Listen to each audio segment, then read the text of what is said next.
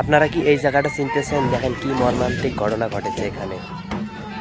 এই ট্রলারটি থেকে কিভাবে বাসটি পানিতে পড়ে যায়, ডুবে গেল, আর কতজন লোকেই আহত হয়ে গেল। কি দুঃখজনক কথা।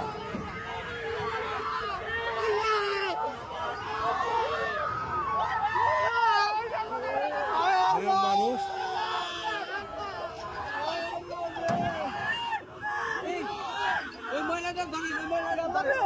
মানুষজন মানুষজন